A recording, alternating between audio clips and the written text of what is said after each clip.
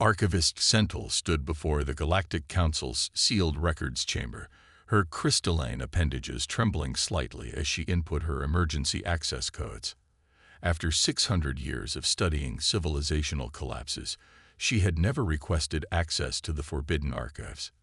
But the pattern she had discovered demanded investigation, no matter the cost.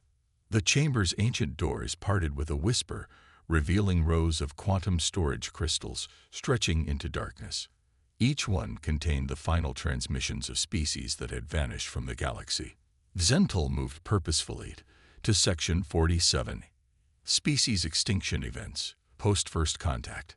Her research had started innocently enough, a statistical analysis of civilizational collapses over the past 1,000 years. But as she dug deeper, a disturbing correlation emerged. Of the 37 spacefaring civilizations that had gone extinct in that time, 28 had one thing in common. They had attempted to conquer or subjugate a primitive planet in a backwater spiral arm of the galaxy, a planet called Earth. Zentel interfaced with the first crystal, and the final transmission of the Crow-like empire filled her consciousness. The massive warrior species had considered themselves invincible, their biomechanical warships undefeatable. They had launched their invasion of Earth with 40,000 ships. The transmission showed their supreme commander, mandibles twitching in panic. They've learned to replicate our phase technology. Impossible. They're appearing inside our ships. They're using our own weapons against us. Retreat. Full retreat to. Static. Crystal after crystal told similar stories. The hegemony of pure thought had attempted to use their psychic abilities to enslave humanity, only to discover that human minds were uniquely resistant and capable of turning their own powers back against them. The swarm had tried to consume Earth's biomass, only to find that humans had engineered a virus that turned the swarm's own adaptive biology against itself. But it was the final crystal that truly chilled Sentinel's core. The Preservers, an ancient species nearly as old as her own, had attempted to save humanity by forcibly uploading their consciousness into a virtual paradise. The transmission showed their eldest speaking in uncharacteristic terror. We were wrong. So wrong. They didn't just resist the upload process. They learned to manipulate it. They're rewriting the fundamental laws of our simulation networks. They're reaching through the virtual space into our real systems. They're everywhere. This warning to any who find it. Never cornered humans. They don't just fight back. They evolve. They adapt. They transform. They become what they need to be to survive. And when you push them too far, they become something terrible. Something that defies the very laws of.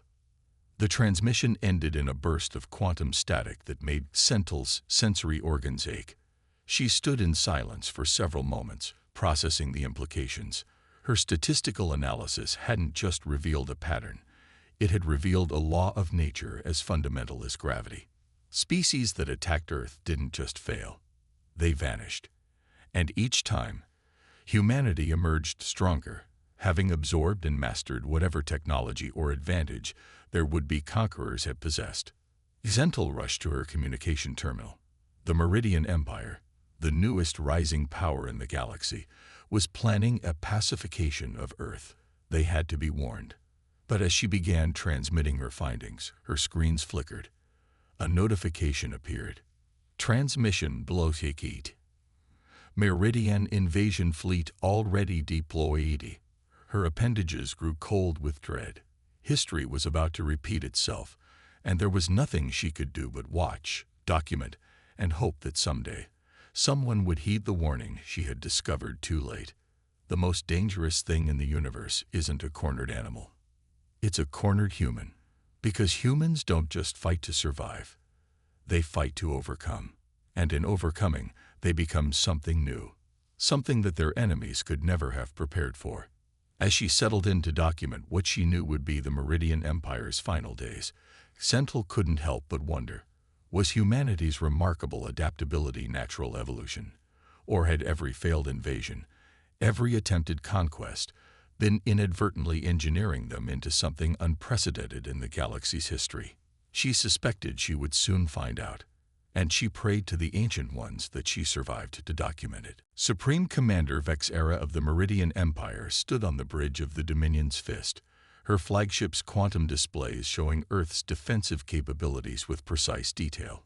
She dismissed the warnings from some obscure archivist that had arrived moments after their fleet's departure. The Meridians had conquered 17 civilizations, all far more advanced than Earth. This would be their easiest victory yet. Their most powerful weapons are simple chemical rockets, her tactical officer reported, mandibles clicking in amusement. Their communications rely on primitive radio waves. Their strongest metals would shatter against our weakest shields. Vexera's facial scales shifted in what passed for a smile among her kind. Begin the standard conquest protocol. Disable their primitive communications, eliminate military targets, and demonstrate our power. They'll surrender within their planetary rotation. The Meridian Fleet, 10,000 ships strong, moved into position around Earth. Their quantum jamming fields activated, designed to sever all electronic communications. Their targeting systems locked onto military installations, power plants, and government centers. Then everything went wrong. Commander, her tactical officer's voice carried an unfamiliar note, panic. Our jamming fields, they're being reflected back at us. Our ships in sectors 7 through 15 have lost all quantum communications. Vexera's scales bristled. Impossible. Their technology is centuries behind. Multiple human vessels approaching. They're using our own quantum wake signatures. Our automated defenses are registering them as friendly. Before Vexera could respond, explosions bloomed across her tactical display.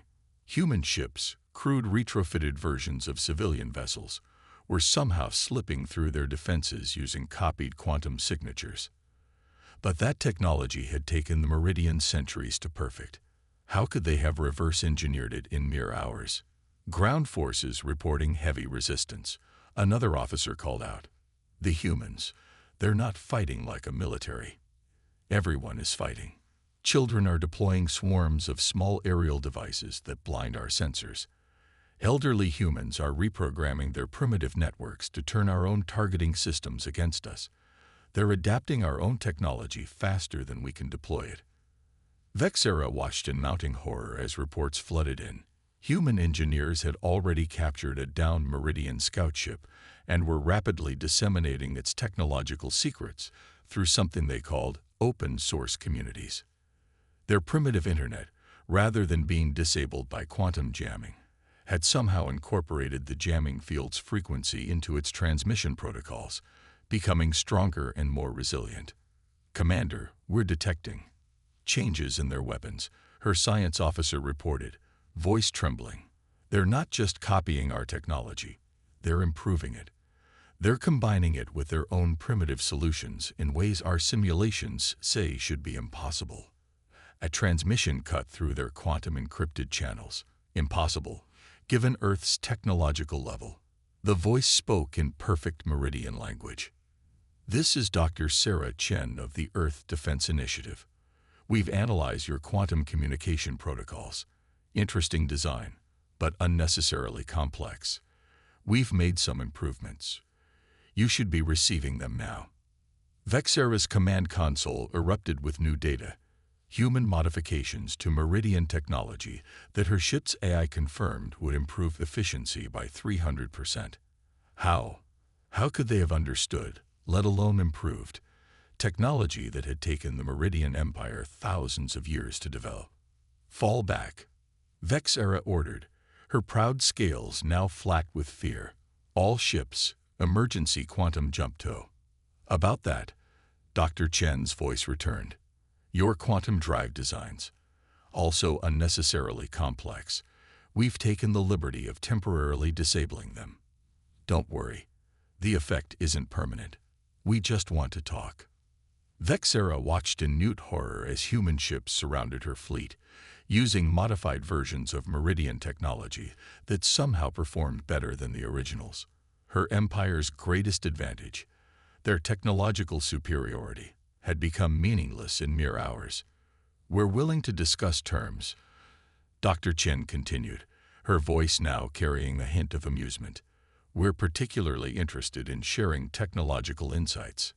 For instance, we've found 47 potential improvements to your ship's life support systems. We're transmitting the designs now, free of charge. Consider it a gesture of goodwill. As the human modifications flooded her ship's databases, each one brilliant in its elegant simplicity, Vexera finally understood. The archivist's warning hadn't been about Earth's military might or defensive capabilities. It had been about something far more fundamental: humanity's unique ability to understand, adapt, and improve upon anything they encountered. The Meridian Empire had thought they were conquering a primitive species. Instead, they had given humanity the one thing they excelled at using: new challenges to overcome, new technologies to master, new boundaries to push beyond.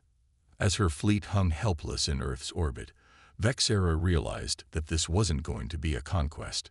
It was going to be a revolution, and humanity would emerge from it stronger than ever, armed with all the knowledge and technology of the Meridian Empire, improved, refined, and reimagined in ways her people had never dreamed possible. In the depths of the United Earth Defense Command, Dr. Sarah Chen stood before a holographic display of captured Meridian technology, surrounded by a global team of scientists connected through the newly enhanced quantum network. What the Meridians had intended as a weapon of conquest had become humanity's greatest technological leap forward. Their fundamental assumption was wrong, she explained to the gathered leaders. They thought technological advancement had to be linear, building on itself step by step. But humans? We take quantum leaps. We make connections they never imagined possible. The display showed a Meridian quantum drive, now modified with what they called human intuitive engineering, where the aliens had built complex systems requiring rare materials. Human engineers had found ways to achieve the same results with simplified designs and readily available components.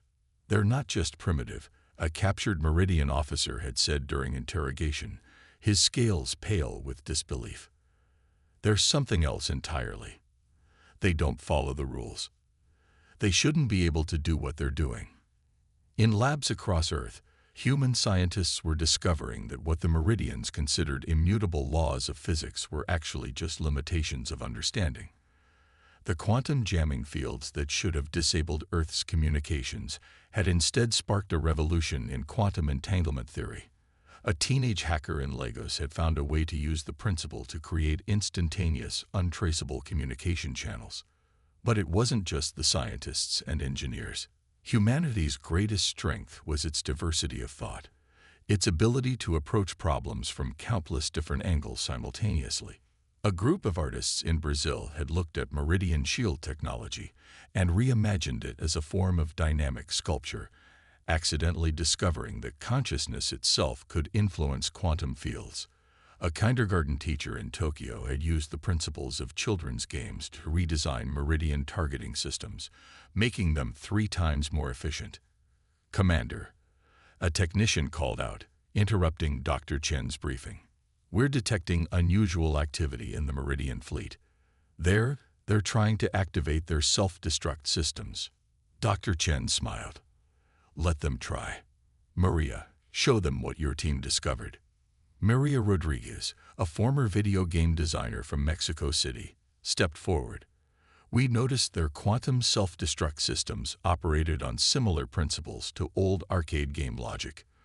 We've already reprogrammed them. Instead of exploding, their ships will transform into something much more interesting."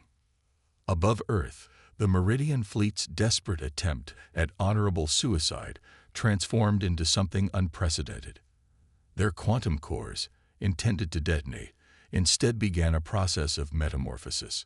The ships themselves, responding to human-modified commands, began to reconfigure themselves at the atomic level. "Impossible," Vexera whispered as she watched her mighty flagship transform. "Our ship's atomic structure is quantum-locked. They cannot be altered without understanding that quantum locks are just another form of information." Dr. Chen's voice came through the transformed communication system. Everything is information, Commander. And humans, we're really good at finding new ways to read, write, and rewrite information. The Meridian fleet was becoming something new, a hybrid of alien engineering and human creativity. Ships that had once been weapons of war were transforming into exploration vessels, research platforms, and even orbital habitats. Their quantum cores, once designed only for destruction, now pulsed with new possibilities. But it wasn't the technological transformation that truly terrified the Meridians. It was the speed at which humans were now innovating.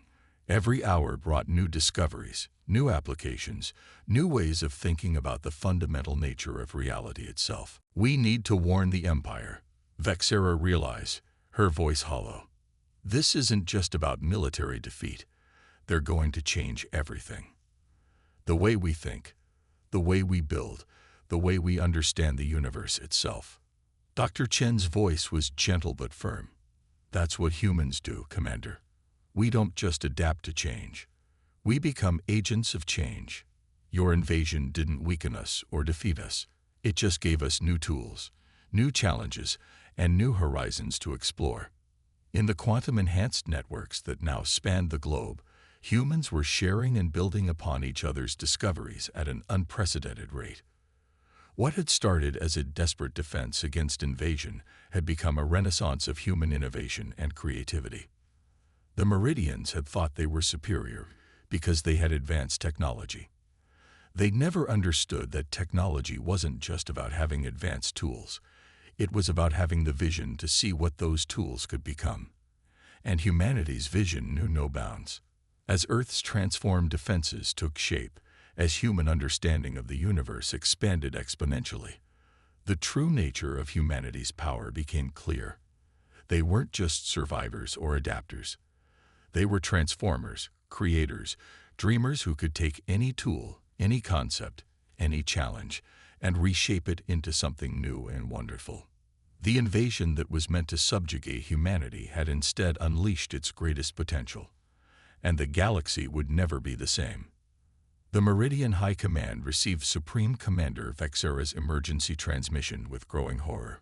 The quantum-encrypted message, normally taking days to reach across galactic space, arrived instantly, carried by human-modified communication protocols that defied conventional physics. They've done something to space itself, Vexera's transmission declared, her usually steady voice trembling. Our understanding of reality, it was so limited. The humans, they don't just think outside our boundaries. They refuse to acknowledge that boundaries exist at all. In the 3 days since the failed invasion, humanity's technological advancement had accelerated beyond anything the Meridians could comprehend.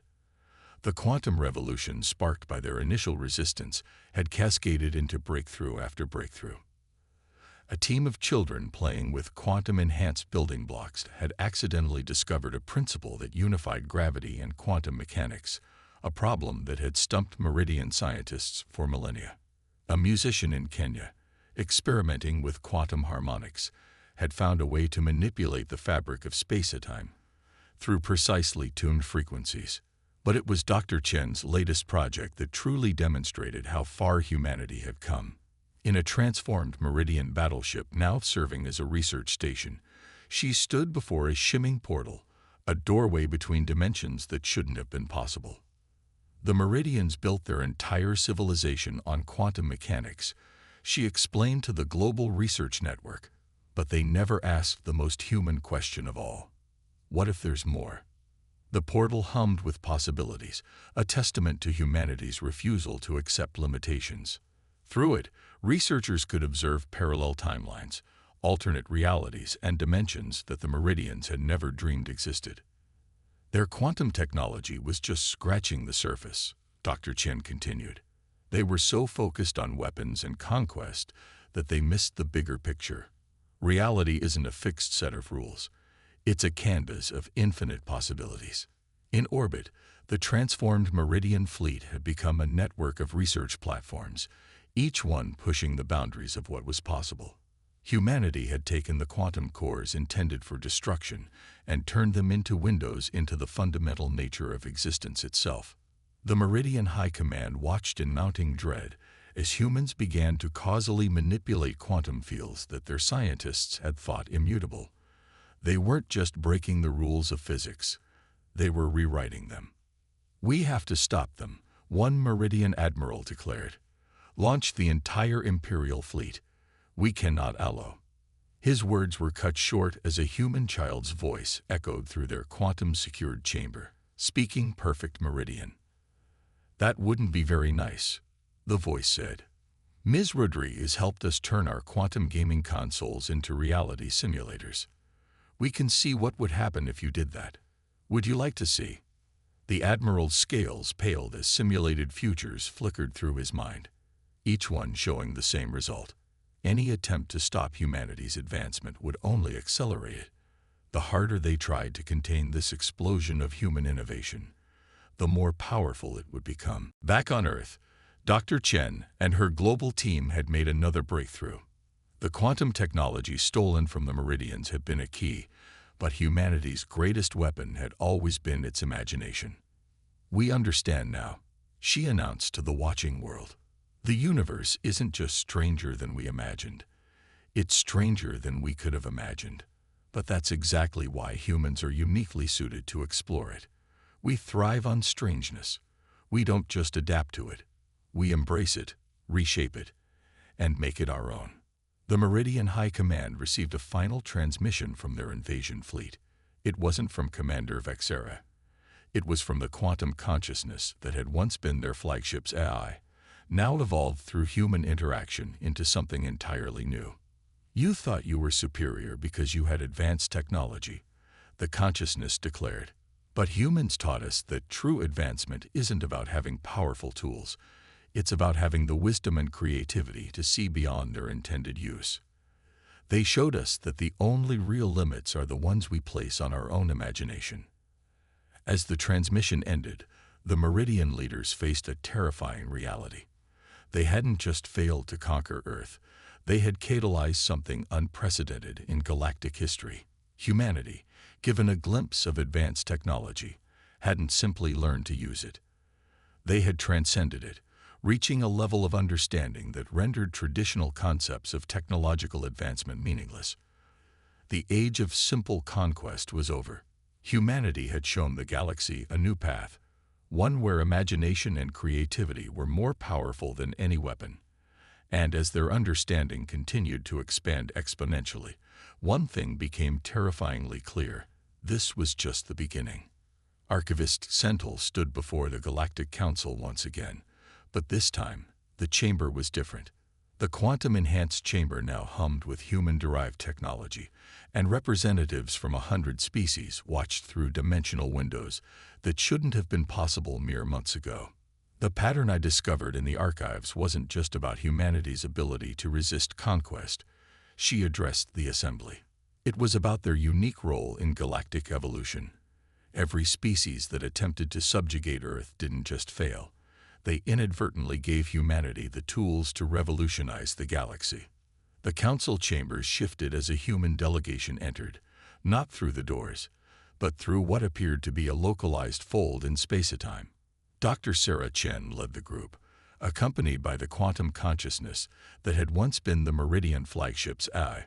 The Meridian invasion was the final catalyst, Dr. Chen explained, her voice carrying easily through the dimensional resonance field that now enabled perfect universal translation. But it wasn't just about the technology we gained. It was about humanity finally understanding its true purpose in the cosmic order. The quantum consciousness spoke next, its voice a harmony of machine precision and human creativity. "Humans don't think like other species. Where others see boundaries, they see doorways. Where others see endings, they see beginnings. They don't just break rules. They reveal that the rules themselves were only primitive approximations of deeper truths." Xental activated the central display, showing the transformation that had swept the galaxy since the failed invasion. Human innovations had spread rapidly, not through conquest or force, but through willing collaboration. Species that had once viewed Earth as primitive now sent their brightest minds there to learn. "We were wrong about humanity's place in the galaxy," Xental continued. We thought technological advancement had to be linear, each step building on the last. Humans showed us that consciousness itself, imagination, creativity, the ability to dream beyond perceived limits, is the true engine of cosmic evolution. The Meridian Empire's representatives, once proud conquerors, now sat humbled but enlightened. Commander Vexera herself had become one of the strongest advocates for galactic cooperation with Earth. Our greatest mistake, Vexera addressed the Council, was believing that advancement was about accumulating power. Humans showed us that real power lies in the ability to reimagine what's possible. They don't just use technology. They transform it, imbue it with new purpose, make it part of a larger story of cosmic exploration and discovery. Dr. Chen stepped forward, and the very fabric of reality seemed to ripple with possibility around her. "We're not interested in conquest or domination," she declared. "Earth has always been a crucible of innovation, a place where different ideas collide and combine into something new. Now we want to extend that process to the entire galaxy." The quantum consciousness projected a vision of the future, not a prediction, but a glimpse of infinite possibilities. Humanity's gift for transformation had awakened something dormant in the galaxy itself. Species that had warred for millennia now collaborated on projects that transcended traditional understanding of physics and reality. The old warning still stands, Xental concluded. Never try to conquer humans, not because they'll defeat you, but because they'll transform you. They'll take whatever weapons you bring, whatever technology you possess, and turn it into something that serves life rather than death, creation rather than destruction. As if to demonstrate this point, the dimensional windows around the chamber shifted, revealing Earth. But it was no longer just a single planet. Humanity had taken the Meridian quantum technology and transformed their entire solar system into an interconnected network of dimensional spaces, research stations, and exploration platforms. Each one was dedicated not to power or conquest, but to pushing the boundaries of what was possible. "We've established a new protocol for contact with Earth," the Council President announced. "Any species wishing to interact with humans must come prepared not for war or trade, but for transformation. They are not a primitive species to be conquered or an advanced species to be feared. They are catalysts of cosmic evolution, teachers of transformation."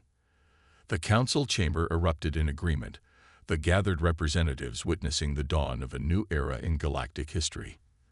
The failed Meridian invasion hadn't just changed humanity. It had changed the very nature of galactic civilization. As the session concluded, Xental updated the archives one final time. The warning remained, but its meaning had evolved. Never try to conquer humans, not because they'll destroy you, but because they'll show you a better way. They'll take your weapons and turn them into tools of creation. They'll take your limits and turn them into doorways. They'll take your certainties and turn them into questions that lead to greater truths. In the end, humanity's greatest power wasn't their ability to resist or fight back. It was their ability to imagine something better, to see beyond the apparent rules of reality, and to transform not just themselves, but the entire galaxy in the process. The age of conquest was over. The age of transformation had begun.